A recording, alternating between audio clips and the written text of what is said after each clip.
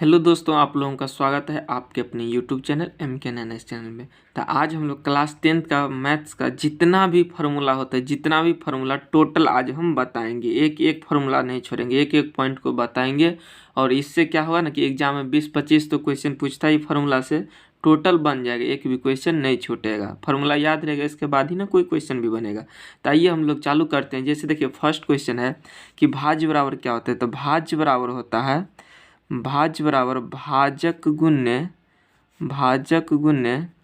भागफल और प्लस क्या होता है, शेषफल। भाज्य बराबर भाजक गुण्य भागफल प्लस शेषफल होता है। भाज्य बराबर भाजक गुण्य भागफल प्लस शेषफल होता है। वहीं पे ए बराबर यूक्लिड विभाजन, ए बराबर क्या होता है, BQ प्लस R होता है। जहाँ क्या होता है, 0 इज ग्रेटर देन R यानी शेषफल, और लेस देन क्या होता है, B यानी B है भाजक और R क्या है, शेषफल है। तीसरा फॉर्मूला कहता है पहली संख्या गुने दूसरी संख्या बराबर क्या होता है, यानी HCF और गुना क्या होता है, LCM। तो ये सब फार्मूला को ध्यान में रखिए, क्योंकि क्वेश्चन तो बनेगा ही बनेगा। A प्लस बी का होल स्क्वायर बराबर क्या होता है, A square plus B square plus 2AB होता है। A प्लस बी का होल क्या होता है, तो AQ plus BQ plus 3A square B plus क्या हो जाएगा, 3AB स्क्वायर हो जाएगा। अगला फॉर्मूला है कि शून्यकों का योगफल यानी अल्फा प्लस बीटा और क्या होता है, तो माइनस B/A होता है। अगला फॉर्मूला है शून्यकों का गुणनफल यानी अल्फा इंटू बीटा और क्या होता है, तो C/A होता है। द्विघात बहुपद यानी PX बराबर पूछ रहा है, यानी PX निकालना हम लोगों को, तो क्या होता है, x square minus alpha plus beta x plus alpha into beta होता है। और अगला फार्मूला देखिए, ये alpha plus beta plus gamma और क्या होता है, माइनस B/A होता है। Alpha beta plus beta gamma plus gamma alpha और क्या होता है, C/A होता है। Alpha into beta into gamma और क्या होता है, माइनस D/A होता है।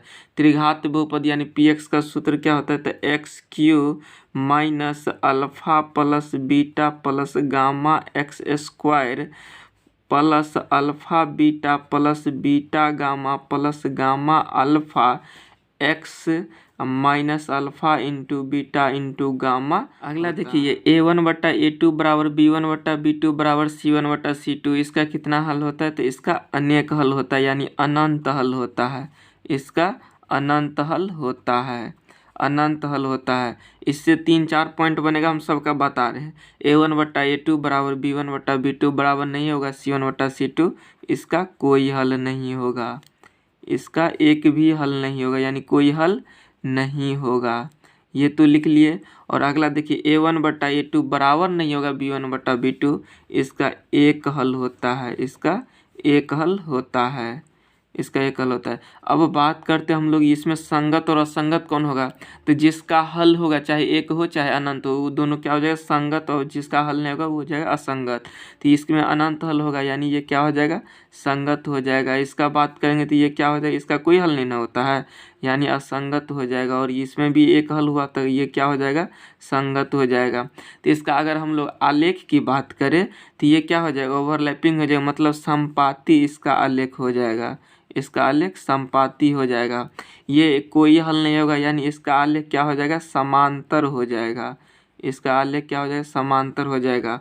और इसका जो ग्राफीय विधि का आलेख जो होगा, एक हल होने के लिए इसका प्रतिच्छेदी हो जाएगा। इसी से 3 पॉइंट में क्वेश्चन देता है। जैसे मान लीजिए यहाँ पे संपाती, मतलब ये देखिए ग्राफ बना देते, तो ये संपाती यानी एक ही लाइन पे ये डबल लाइन जाएगा, तो क्या हो जाएगा, हर एक बिंदु से टच कर रहा है, मतलब ये संपाती अनंत हल होगा। और ये समांतर, मतलब ये समांतर में कोई बिंदु नहीं मिलेगा, तो इसका क्या हो जाएगा, एक भी हल नहीं होगा। प्रतिच्छेदी मतलब क्या, एक पे है, इस पे दूसरा लकीर खींचें तो ये एक बिंदु पे कटान बिंदु क्या होता है, प्रतिच्छेदी, तो इसका क्या हो जाएगा, एक हल हो जाएगा। अगला फॉर्मूला विवेचक यानी विवेकतर बराबर क्या होता है, B² माइनस 4AC होता है। यहाँ से मूल बराबर द्विघात समीकरण क्या होता है, -B plus minus root under B² minus 4AC और बट्टा में क्या होता है, 2A होता है। यहाँ पे हम लोग D भी लिख सकते हैं, कोई दिक्कत नहीं होगा। तो इसमें कंडीशन होता है कि B² माइनस 4AC अगर 0 से ग्रेटर देन है, equal to n greater than, तो क्या हो जाएगा, मूल वास्तविक और असमान होता है, मूल वास्तविक और असमान होता है। यदि b² माइनस 4ac 0 के बराबर होता है तो क्या हो जाएगा, मूल वास्तविक और समान होता है, मूल वास्तविक और समान होता है। और अगर मान लीजिए कि b² माइनस 4ac यानी विवेक्तर 0 से लेस देन हो जाएगा तो इसका मूल नहीं होता है, मूल नहीं होता है। आप लोग इस पॉइंट को थोड़ा सा ध्यान। अगला फॉर्मूला देखिए, चाल बराबर क्या होता है तो दूरी बटा समय होता है। चाल बराबर दूरी बटा समय होता है। आयत का क्षेत्रफल क्या होता है तो लंबाई गुने में, आयत का क्षेत्रफल लंबाई गुने में क्या होता है, चौड़ाई होता है। आयत का क्षेत्रफल और लंबाई गुने चौड़ाई। त्रिभुज का क्षेत्रफल क्या होता है तो 1/2 आधार गुने ऊंचाई होता है, 1/2 आधार गुने ऊंचाई होता है। अगला फॉर्मूला देखिए, सार्वअंतर यानी डी बराबर क्या होता है T2 माइनस T1 होता है, यानी अंतिम अगला पद माइनस T2 माइनस T1 यानी अगला पद माइनस पिछला पद। चाहे A2 में लेंगे तो हम लोग A2 माइनस A1 लिख सकते हैं, या तो A3 माइनस A2 लिख सकते हैं। अगला पद माइनस पिछला पद होता है। Tn बराबर क्या होता है तो A plus n-1 into D होता है, जहाँ पे n क्या है पदों की संख्या, d है सार्वअंतर और a क्या है प्रथम पद है। Sn बराबर क्या होता है n/2 into 2a plus n-1 into D होता है। यूँ को होते एक और फार्मूला क्या हो जाता है n/2 into a plus Tn होता है। कभी कभी यहाँ पे Tn के जब पे L से भी डिनोट करते हैं इसको। समांतर माध्य बराबर यानी b बराबर क्या हो जाए, जब a b c रहेगा तो यहाँ पे a प्लस c बटा में 2 हो जाएगा। कर्ण का स्क्वायर बराबर क्या होता है, यानी कर्ण का स्क्वायर बराबर होता है लंब का स्क्वायर, अब प्लस क्या हो जाएगा, आधार का स्क्वायर हो जाएगा। तो यहीं तक हम लोगों का अलजेब्रा वाला फॉर्मूला। अब हम लोग आते हैं कोऑर्डिनेट ज्योमेट्री। दूरी सूत्र बराबर क्या होता है तो दूरी सूत्र बराबर होता है रूट अंडर 2 पॉइंट के लिए x2 माइनस x1 का होल स्क्वायर, अब प्लस क्या होता है y2 माइनस y1 का होल स्क्वायर होता है दूरी सूत्र। अंतः विभाजन सूत्र क्या होता है, m अनुपात n के रेशियो में बांटता है तो mx2 प्लस nx1 बट्टा में m प्लस n हो जाता है, ये x कोऑर्डिनेट का हो जाता है, कॉमा my2 प्लस ny1 बट्टा में ये m प्लस n हो जाता है। बाह्य विभाजन सूत्र कहते सिर्फ इसमें माइनस लगा देना है बस, यानी mx2 माइनस nx1 बट्टा में m minus n comma my2 minus ny1 बट्टा में m माइनस n हो जाएगा। मध्य विभाजन यानी इसी को कहते हैं मध्य बिंदु का निर्देशांक, यानी क्या हो जाता है 2 पॉइंट रहता है तो x1 प्लस x2 बट्टा में 2 कॉमा में y1 प्लस y2 बट्टा में 2 हो जाएगा। त्रिभुज का केंद्र का फॉर्मूला क्या हो जाता है, यानी x1 plus x2 plus x3 बट्टा में 3 comma y1 plus y2 plus y3 बट्टा में 3 हो जाएगा। त्रिभुज का क्षेत्रफल का फॉर्मूला क्या हो जाता है, यानी 1/2 हो जाएगा, x1 लेंगे y2 minus y3 plus x2 लेंगे y3 minus y1 plus x2 लेंगे तो y3 माइनस y1 और x3 लेंगे तो y1 माइनस y2 हो जाता है। अगला फॉर्मूला देखिए, त्रिभुज के अंतः केंद्र का क्या होता है, यानी यहाँ से अंतः केंद्र क्या कहते हैं, सिर्फ केंद्र क्या कहते हैं x1 plus x2 plus x3 बटा 3 y1 plus y2 plus y3 बटा 3। अंतः केंद्र क्या कहते हैं ax1 plus bx2 plus cx3 बट्टा में a plus b plus c comma में हो जाएगा ay1 plus by2 plus cy3 बट्टा में a plus b plus c, जहाँ पे ये ए बी सी क्या है, भुजा है, भुजा की लंबाई। मूल बिंदु से दूरी सूत्र यानी जो भी पॉइंट रहेगा वही हो जाएगा, यानी एक्स स्क्वायर है तो x square plus y square हो जाएगा। सम चतुर्भुज का क्षेत्रफल क्या हो जाता है, यानी 1/2 गुना में d1 गुना में d2, यानी पहली विकर्ण गुना में दूसरी विकर्ण हो जाता है। देखिए अब हम लोग त्रिकोणमिति का फॉर्मूला देख लेते हैं, यानी पी बी एवं एच के आधार पर यानी लंबकर्ण के आधार पर साइन थीटा बराबर क्या हो जाता है, यानी p/h हो जाता है। टेन थीटा बराबर क्या हो जाएगा, p/b हो जाएगा। कॉस थीटा बराबर क्या हो जाएगा, b/h हो जाएगा, जहाँ पे p क्या है परपेंडिकुलर यानी लंब, b बेस यानी आधार, h यानी हाइपोटेन्यूस, मतलब क्या हो जाएगा एच मतलब हाइपोटेन्यूस मतलब कर्ण हो जाएगा। कोसेक थीटा और क्या हो जाएगा साइन का उल्टा यानी एच बाई पी हो जाएगा। कॉट थीटा और टेन का उल्टा यानी बी बाई पी हो जाएगा। सेक थीटा और कॉस का उल्टा यानी एच बाई बी हो जाएगा। अब देखिए यहाँ पे व्युत्क्रम के आधार पर अगर हम लोग लेते हैं व्युत्क्रम पर आधार पर तो sine theta into cosec theta और क्या होता है हमेशा 1 अपोजिट वाला से। Tan theta into cot theta और क्या होता है 1। Cos theta into sec theta और क्या होता है 1। तो यहाँ से देखिए साइन थीटा और क्या हो जाएगा ये साइन थीटा इंटू में तो इधर डिवाइड में हो जाएगा तो 1 में कोसेक थीटा हो जाएगा। टेन थीटा और क्या हो जाएगा 1 में कोट थीटा क्योंकि टेन का उल्टा क्या होता है कोट थीटा होता है। कोस थीटा और क्या हो जाएगा 1 में सेक थीटा हो जाएगा। कोसेक थीटा और क्या हो जाएगा 1 में साइन थीटा हो जाएगा। कोट थीटा और क्या हो जाएगा 1 में टेन थीटा हो जाएगा। और ये सेक थीटा और क्या हो जाएगा 1 में कोस थीटा का उल्टा हो जाता है। अब यहाँ पे ध्यान दीजिए वर्ग के आधार पर क्या हो जाए यानी sign square theta plus cos square theta और क्या होता है 1। तो यहाँ से हम लोग निकालेंगे तो साइन स्क्वायर थीटा और क्या निकल जाएगा 1। इधर प्लस है तो माइनस में कोस स्क्वायर थीटा निकल जाएगा यानी साइन स्क्वायर है तो साइन थीटा और क्या निकालेंगे हम लोग √1 माइनस कोस स्क्वायर थीटा निकल जाएगा। यहीं से कोस स्क्वायर थीटा का मान अगर निकाले तो कोस स्क्वायर थीटा और क्या निकल जाएगा 1। ये माइनस में साइन स्क्वायर थीटा हो जाएगा और यहाँ से कोस थीटा और निकाल लेते क्या हो जाएगा √1 माइनस साइन स्क्वायर थीटा निकल जाएगा। अब यहाँ से बात करें sec square theta minus tan square theta और 1 होता है तो यहाँ से देखिए सेक स्क्वायर थीटा और क्या हो निकल जाएगा 1 प्लस में ये टेन स्क्वायर थीटा हो जाएगा क्योंकि ये माइनस में है तो सेक थीटा बराबर √1 प्लस टेन स्क्वायर थीटा हो जाएगा। यहाँ से टेन थीटा की बात करें हम लोग तो ये 1 इधर आ जाएगा यानी टेन स्क्वायर थीटा और क्या हो जाएगा सेक स्क्वायर थीटा -1 हो जाएगा। ये 1 को इधर लाएंगे 10 को उधर ले जाएंगे तो टेन थीटा और क्या हो जाएगा √10 में सेक स्क्वायर थीटा -1 हो जाएगा। अब अगला फार्मूला की बात करें तो cosec square theta minus cot square theta और 1 हो जाएगा तो कोसेक स्क्वायर थीटा और क्या हो जाएगा 1 प्लस कोट स्क्वायर थीटा हो जाएगा।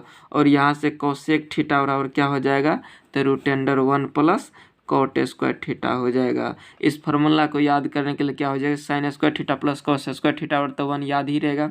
सेक square theta minus tan square theta कभी कभी क्या होता है कि 10 में से ही सेक को घटा देते हैं तो ऐसा नहीं करेंगे। याद रखेंगे कि अल्फ़ाबेट में पहले ऐसा आता है कि पहले टी आता है तो पहले एस आता है इसलिए एस में से टी वाला को घटाएंगे यानी sec square theta minus tan square theta और 1। और अगला फार्मूला देख लीजिए cosec square theta minus cot square theta 1 यानी दोनों सी वाला है तो बड़का में से छोटका को घटाना है यानी कोसेक स्क्वायर थीटा बड़ा हुआ कोट स्क्वायर थीटा छोटा हुआ यानी बड़ा वाला में से छोटा वाला को घटाना है। तो यहाँ पे सारणी के आधार पे देखिए इसका जो है एक वीडियो हम लोग बना के चुके हैं पहले से ही उसको जाके देख सकते हैं। इसमें हम सिर्फ जीरो का मान क्या होता है 0। साइन 30 का मान क्या हो जाता है 1/2। साइन 45 का मान क्या हो जाएगा 1/√2। साइन 60 का मान क्या हो जाएगा √3/2 और साइन 90 का मान क्या हो जाता है 1। यहाँ से बात करें तो इसका उल्टा चलने लगता है यानी cos 0 का मान क्या हो जाएगा 1 और यहाँ पे cos 30 का मान क्या हो जाएगा √3/2 हो जाएगा। यहाँ से cos 45 का मान क्या हो जाएगा 1/√2 हो जाएगा। यहाँ से cos 60 का मान क्या हो जाएगा जो 30 का होता है साइन 30 का 1/2 हो जाएगा। cos 90 का मान क्या हो जाएगा 0 हो जाएगा। यहाँ पे 10 लाना चाहिए बट हम कोसेक लाए क्योंकि टेन थीटा का मान सबको याद रहता है कोसेक का मान नहीं याद रहता इसलिए हम यहाँ पे तो कोसेक 0 का मान इन्फिनिटी होता है यानी अपरिभाषित हो जाएगा। यहाँ पे कोसेक 30 डिग्री का मान क्या हो जाए तो 2 हो जाएगा क्योंकि साइन का उल्टा ना तो 1/2 तो 2 हो जाएगा। कोसेक 45 का मान 1/√2 होता है साइन 45 का तो इसका उल्टा हो जाता है यानी √2/1 यानी √2 हो जाएगा। कोसेक 60 का मान कितना हो जाए तो 2/√3 हो जाएगा। और यहाँ पे कोसेक 90 का मान 1 ही हो जाएगा क्योंकि 1/1 1 ही हो जाएगा। सेक 0 डिग्री का मान कितना हो जाएगा 1 हो जाएगा। सेक 30 डिग्री का मान कितना हो जाएगा 2/√3 हो जाएगा। सेक 45 का मान √2 हो जाएगा। सेक 60 डिग्री का मान 2 हो जाएगा और सेक 90 डिग्री का मान यानी अपरिभाषित हो जाएगा इन्फिनिटिव। टेन 0 डिग्री का मान क्या हो जाएगा 0। टेन 30 का मान 1/√3। टेन 45 का मान 1 हो जाएगा। टेन 60 का मान कितना √3 हो जाएगा और टेन 90 का मान क्या हो जाएगा अपरिभाषित हो जाएगा। कोट 0 डिग्री का मान क्या हो जाएगा अपरिभाषित हो जाएगा। कोट 30 डिग्री का मान क्या हो जाएगा √3 हो जाएगा। कोट 45 का मान क्या हो जाएगा 1 हो जाएगा और cot 60 का मान क्या हो जाएगा 1/√3 हो जाएगा और लास्ट cot 90 का मान 0 हो जाएगा। तो आप लोग अच्छा से इसको याद कर लीजिए क्योंकि क्वेश्चन इससे पूछता है हमेशा। अब यहाँ पे ध्यान देंगे हम लोग ये पूरक वाला फार्मूला में, यानी पूरक वाला फार्मूला में sin 90 डिग्री माइनस थीटा क्या होता है cos थीटा होता है और यहाँ पे cos 90 डिग्री माइनस थीटा क्या होता है sin थीटा हो जाता है। tan 90 डिग्री माइनस थीटा क्या हो जाता है cot थीटा हो जाता है और यहाँ पे cosec 90 डिग्री माइनस थीटा क्या हो जाता है sec थीटा हो जाता है। sec 90 डिग्री माइनस थीटा क्या हो जाता है cosec थीटा हो जाता है और cot 90 डिग्री माइनस थीटा क्या हो जाता है tan थीटा हो जाता है। तो आप लोग यहाँ तक पूरे रिवाइज कर लीजिएगा क्योंकि यहाँ तक क्या हो जाए हो सके तो आप लोग कॉपी में नोट्स भी बना लीजिए। अगला देखिए ये क्षेत्रमिति का फॉर्मूला है, यानी वृत्त का व्यास बराबर क्या होता है यानी 2 गुने त्रिज्या होता है यानी 2r हो जाएगा, जहाँ r क्या है त्रिज्या है। वृत्त की त्रिज्या बराबर क्या होता है यानी व्यास बटा में 2 होता है यानी d बटा में 2। वृत्त की परिधि क्या हो जाता है 2πr हो जाता है। वृत्त का क्षेत्रफल क्या हो जाएगा πr² हो जाएगा। वलय का क्षेत्रफल क्या हो जाएगा यानी pi capital R² minus small r² हो जाता है। इसी को यूँ कहे तो क्या लिख सकते हैं पाई r प्लस आर इंटू में r माइनस आर लिख सकते हैं क्योंकि a² माइनस b² पे। दीर्घ त्रिज्यखंड का क्षेत्रफल क्या हो जाएगा यानी पूरे वृत्त का क्षेत्रफल माइनस क्या हो जाएगा लघु त्रिज्यखंड का क्षेत्रफल हो जाएगा। यानी वृत्तखंड का क्षेत्रफल क्या हो जाएगा यानी πr² थीटा बटा में 360 माइनस 1/2 साइन थीटा इंटू क्या हो जाएगा r² यानी 1/2 r² इंटू साइन थीटा भी कह सकते हैं इसको। यहाँ से कॉमन लेंगे तो r² कॉमन हो जाए यानी r² कॉमन लेंगे तो पाई थीटा बटा में 360 माइनस 1/2 साइन थीटा भी कह सकते हैं इसको। दीर्घ वृत्तखंड का क्षेत्रफल क्या हो जाएगा यानी दीर्घ वृत्तखंड का क्षेत्रफल हो जाएगा वृत्त का क्षेत्रफल माइनस क्या हो जाएगा लघु वृत्तखंड का क्षेत्रफल हो जाएगा। ये तो दीर्घ वाला सब नहीं पूछता है, वैसे हम बताने के लिए बता रहे हैं। त्रिज्यखंड का क्षेत्रफल क्या हो जाएगा तो त्रिज्यखंड का क्षेत्रफल हो जाएगा πr² थीटा बटा में 360। फॉर्मूला देखिएगा चाप की लंबाई यानी ए बी बराबर क्या हो जाएगा πr थीटा बटा में 180। या तो इसको हम लोग ऐसे भी लिख सकते हैं यानी थीटा बटा में 360 डिग्री इंटू में 2πr भी लिखते हैं इसको। अर्धवृत्त का क्षेत्रफल क्या हो जाएगा यानी 1/2 πr² हो जाएगा। अर्धवृत्त का परिधि क्या हो जाएगा पाई प्लस 2 इंटू r हो जाता है, इसको ध्यान से देख लीजिएगा। वर्ग का क्षेत्रफल क्या हो जाता है भुजा स्क्वायर हो जाएगा। वर्ग का विकर्ण बराबर 2 गुने भुजा हो जाएगा। यहाँ से समबाहु त्रिभुज का क्षेत्रफल देखिए, समबाहु त्रिभुज का क्षेत्रफल क्या होता है √3/4 गुना में भुजा स्क्वायर हो जाता है।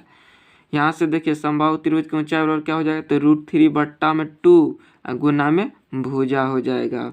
घन का कुल पृष्ठीय क्षेत्रफल हो जाता है 6 गुना में भुजा स्क्वायर हो जाएगा। यानी घन का वक्र पृष्ठीय क्षेत्रफल क्या हो जाएगा 4 गुना में भुजा स्क्वायर, या तो a² भी हम लोग लगा सकते हैं। अगला फार्मूला देखिए, अगला देखिए घन का आयतन क्या हो जाता है यानी भुजा Q हो जाता है घन का आयतन। घनाभ का कुल पृष्ठीय क्षेत्रफल क्या हो जाएगा यानी 2 into LB plus BH plus क्या हो जाता है HL हो जाता है। घनाभ का वक्र पृष्ठीय क्षेत्रफल यानी 2 into L plus B into क्या हो जाएगा H हो जाएगा। घनाभ का आयतन यानी लंबाई गुने चौड़ाई गुने ऊंचाई यानी L गुने B गुने H हो जाएगा। घनाभ का विकर्ण बराबर यानी रूटेंडर L² प्लस B² प्लस क्या हो जाता है H² हो जाता है। यहाँ से देखिए बेलन का आयतन क्या हो जाए तो πr² H हो जाएगा। बेलन का कुल पृष्ठीय क्षेत्रफल यानी 2πr into r plus H हो जाएगा। बेलन का वक्र पृष्ठीय क्षेत्रफल यानी 2πr H हो जाएगा। शंकु का आयतन यानी 1/3 πr² H हो जाता है। शंकु का कुल पृष्ठीय क्षेत्रफल यानी शंकु का कुल पृष्ठीय क्षेत्रफल हो जाएगा πr into L plus R हो जाता है। यहाँ पे शंकु का वक्र पृष्ठ क्षेत्रफल यानी पाई आर L हो जाएगा, शंकु का वक्र पृष्ठ क्षेत्रफल। अब यहाँ से ध्यान दीजिए, शंकु का तिर्यक ऊंचाई यानी L बराबर हो जाता है root under H square plus क्या हो जाता है R का स्क्वायर। गोला का आयतन 4/3 पाई आर क्यू होता है। गोला का कुल पृष्ठ क्षेत्रफल यानी 4 पाई आर स्क्वायर होता है। यहाँ से वृत्तीय आधार का क्षेत्रफल यानी वृत्त का जो आधार होता है यह क्या होता है पाई आर स्क्वायर यानी वृत्ताकार होता है। अर्धगोला का आयतन क्या हो जाएगा 2/3 पाई आर क्यू हो जाएगा। अर्धगोला का कुल पृष्ठ क्षेत्रफल यानी 3 पाई आर स्क्वायर हो जाएगा। अर्धगोला का वक्र पृष्ठ क्षेत्रफल यानी 2 पाई आर स्क्वायर हो जाएगा। छिन्नक का आयतन क्या हो जाएगा तो 1/3 पाई एच इंटू R1 का स्क्वायर प्लस R2 का स्क्वायर प्लस क्या हो जाएगा R1 इंटू R2 हो जाएगा, इसका स्क्वायर हो जाता है। यहाँ से इतना फार्मूला हो जाएगा, क्षेत्रमिति भी आपका समाप्त हो गया। सांख्यिकी की बात कर लें तो वर्ग चिन्ह बराबर क्या होता है यानी उच्च सीमा प्लस निम्न सीमा अब बट्टा में क्या हो जाता है 2 यानी उच्चतम मान प्लस निम्नतम मान बट्टा में 2 हो जाता है। परिसर बराबर क्या हो जाता है यानी उच्चतम मान अब माइनस क्या हो जाता है निम्नतम मान हो जाता है, उच्चतम मान माइनस निम्नतम मान। माध्य बराबर क्या हो जाता है यानी सभी संख्याओं का योगफल बट्टा में सभी संख्याओं की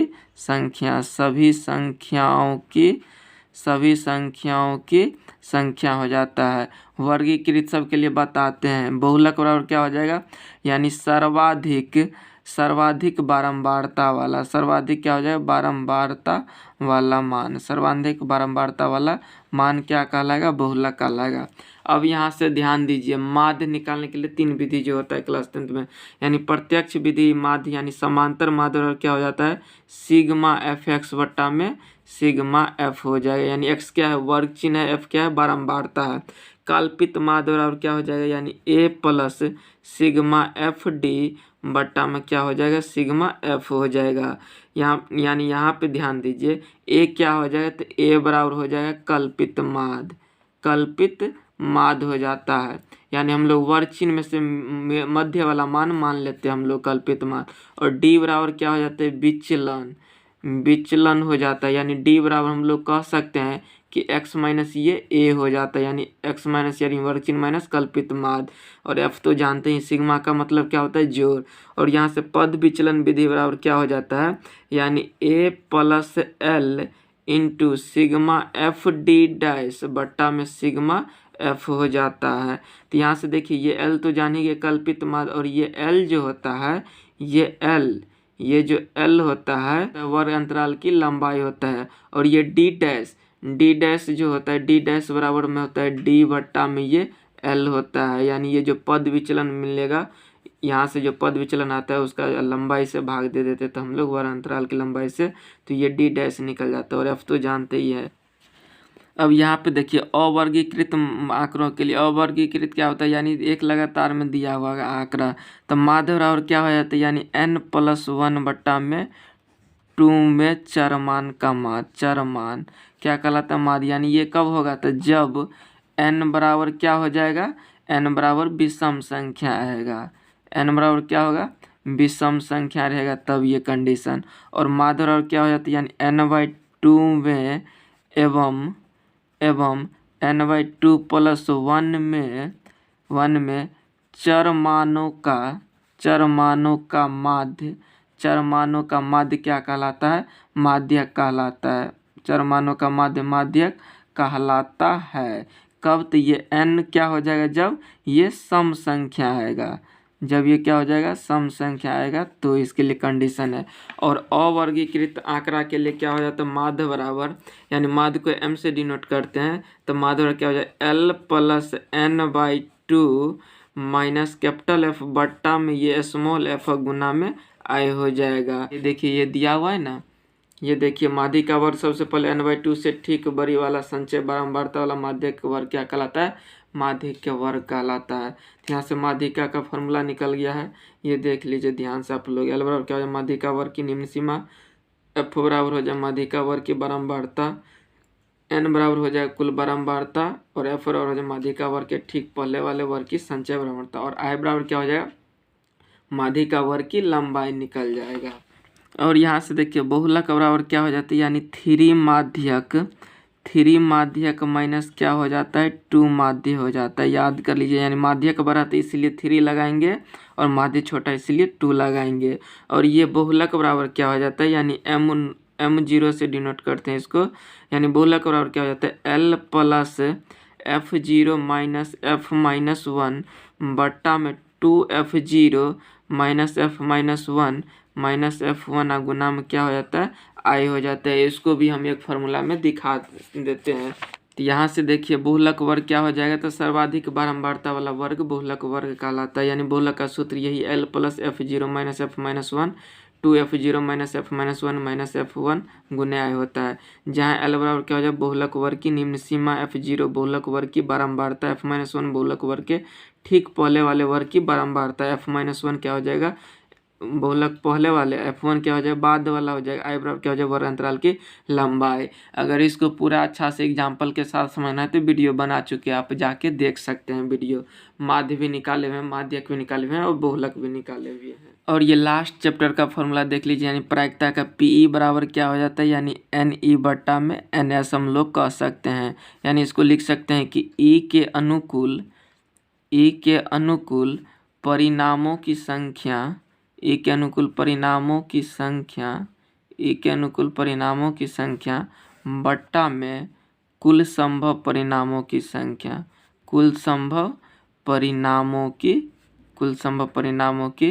संख्या लिख सकते हैं। PE प्लस PE डैश यानी प्रायिकता होने और प्रायिकता नहीं होने का मान 1 होता है, याद कर लीजिएगा। असंभव घटना की प्रायिकता क्या हो जाती है 0, जो कभी घटना घट ही नहीं सकती है। निश्चित घटना की प्रायिकता क्या हो जाएगा यानी 1 हो जाएगा। प्रायिकता का ये फार्मूला याद कर लीजिए, प्रायिकता कब होगा तो 0 इज ग्रेटर देन और 1 से इक्वल एंड लेस देन हो जाएगा।